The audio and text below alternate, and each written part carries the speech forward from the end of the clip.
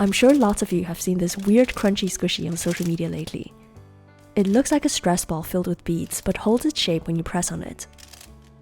In this video, I'll show you how to make this, along with several other types of viral squishies. The first one is basically created through vacuum sealing. It's surprisingly easy to make, but you need to have the right equipment. The first component is this type of soft silicone squishy cover. I'm using the refill pack from Dr Squish, which I think is the easiest product for most people to get hold of. This brand is sold in many countries and easily available online. So far, I haven't been able to find any other colors of empty stress balls, including white, which is what you usually see in those viral videos. Now you just need to fill it with something of your choice. I'm using plastic pearls, but you can also use styrofoam balls, fishbowl beads, marbles, or even bouncy balls. The original Dr Squish kit comes with clips to close the stress balls, but we're going to skip that because these are not secure enough. In order for the vacuum effect to work, you have to tie this closed as tightly as possible. First, I'm stretching it across as far as I can, and then I'm twisting it once and pushing the end between my two fingers. Then pull the knot closed very firmly. The next part is to take a syringe with the thinnest needle possible. You have to make sure it's a medical one and not a blunt tip needle, which is more commonly sold for food or crafting, but it won't work for this. You want to insert the needle at the very front of the stress ball, which usually has a slightly thicker round circle, almost like a plug. Then simply remove the air and you have your vacuum stress ball. The hole is tiny enough that it won't let any air back out, unless you're pushing and pulling the membrane extremely vigorously. If your syringe isn't large enough, then you can repeat the process a few times until you get rid of all the air. I also realized that you can accidentally over-vacuum the ball, which means the beads don't move around very easily. In this case, just reinsert the needle and inject a tiny bit of air back inside. The important bit is to always do this in a place where the silicone is thickest. Some people suggested going through the knot, which I think is also a good idea. Another comment that frequently comes up is whether this method works with balloons, so we're going to test that out. I'm filling up a regular latex balloon with the same type of beads, although in this case it's slightly harder to get as many inside. Then I'm tying off the end and removing the air. At first it looks like this works perfectly fine. It's surprisingly satisfying and you can crunch it very well. But after a few seconds, it's clear that the air is coming back in and the squishy starts to feel softer and baggier. The latex membrane of a balloon is just too thin to maintain the vacuum, so this technique is not going to work. However, this next DIY is really fun and something you can definitely make with normal balloons. This is technically not a squishy, but it looks very similar.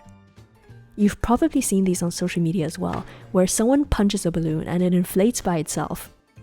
The secret here is simply carbon dioxide that gets released in a chemical reaction between baking soda and vinegar.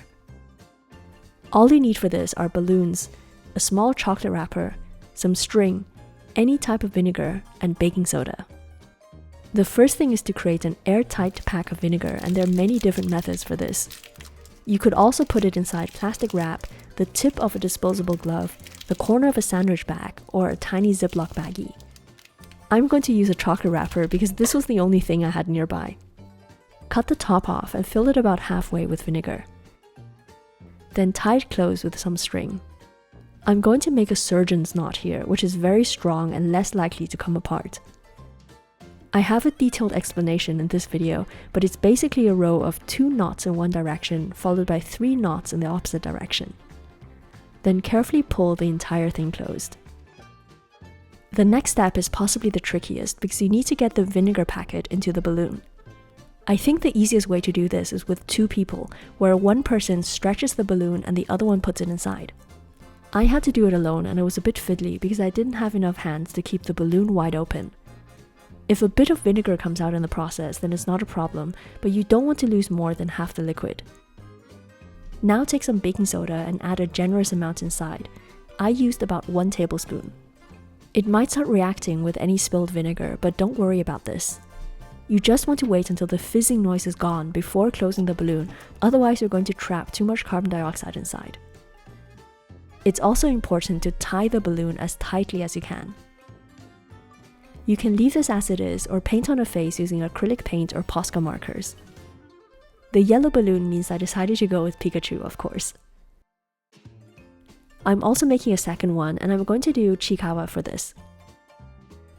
It's best to use titanium white to create the highlights in the eyes instead of trying to leave them out as negative space. The white paint really pops out and gives everything a nicer finishing touch. Now all I have to do is whack the balloon, which pops the vinegar and triggers the chemical reaction. Unfortunately, I realized that I didn't tie the ends tightly enough because I can hear gas escaping from the balloon knot. This meant the final result didn't inflate as well as those balloons I've seen on social media.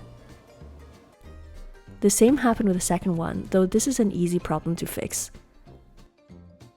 Another thing you can do to increase inflation is to add more vinegar and baking soda. The hardest bit would be getting it into the balloon, so you can either use larger ones or try a vacuum device like the Dr Squish squishy maker. In any case, this is a very fun and easy DIY to make, and especially entertaining with kids. Last but not least, we have taba eggs. These have been around since early 2024, and I always loved the inherent silliness of it. It feels like a cross between clay cracking and taba squishies because you only have one chance at experiencing something very satisfying.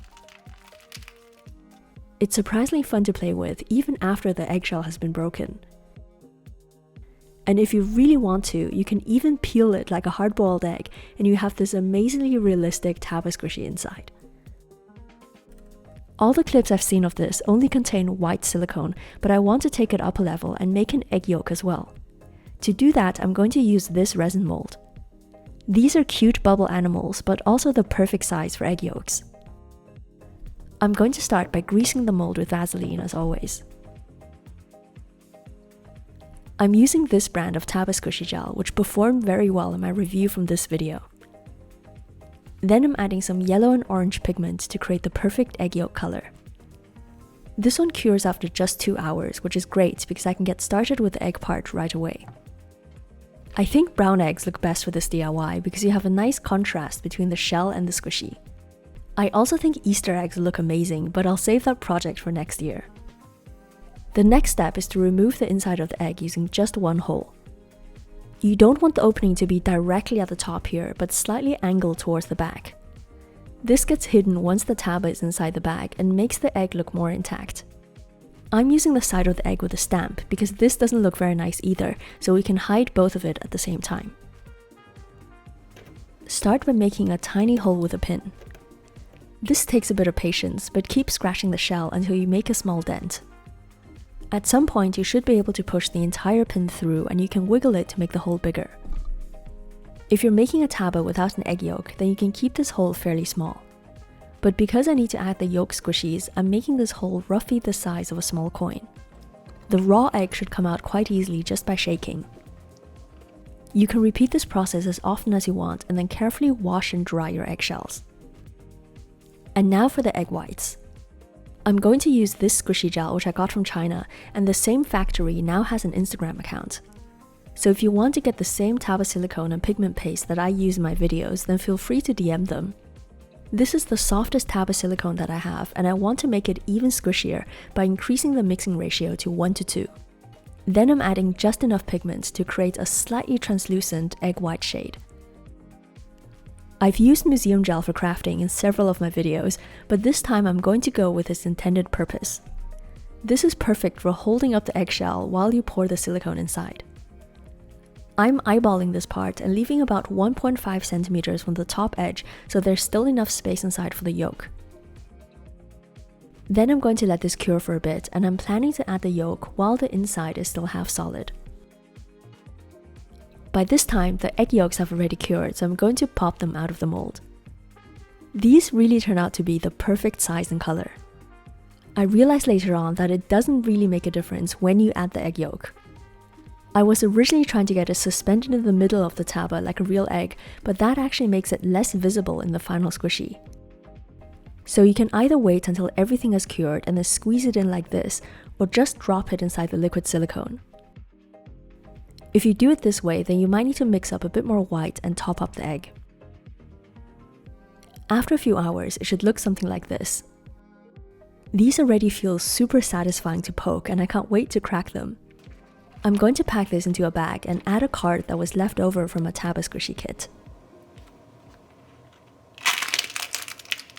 These look and feel amazing. Not gonna lie, when I first saw this on social media, I thought it was one of those gimmicky one-shot DIYs that people make just for views, but there's something genuinely so fun about these. Even though you can only crack the shell once, the egg is still squishable after that, and it creates the best ASMR. I love how realistic this looks, and it just adds to the satisfaction. This is the egg where the yolk was placed closer to the surface, and you can see that it's more visible after cracking. And if you don't like the shell anymore, you can just peel it away like a real hard-boiled egg. It takes a bit longer because the silicone obviously sticks in the membrane more than real egg whites. But after a while, you should get a perfect egg like this. This is also pretty cool in itself, which proves that this DIY can be reused and enjoyed in multiple ways. Just out of curiosity, I wanted to see if the inside yolk can still be removed. I'm peeling this away slowly, which kind of reminds me of those viral gummy candies. To my surprise, the yellow squishy comes out perfectly. This seems to show that Taba squishies don't stick together if one side has already been cured. This has interesting applications for making tabas and how long you need to wait before adding certain components. In any case, I hope this video is interesting, and check out the description box for all the info on how to get taba making supplies. I'm Joanna, thank you so much for watching, and I'll see you soon. Bye!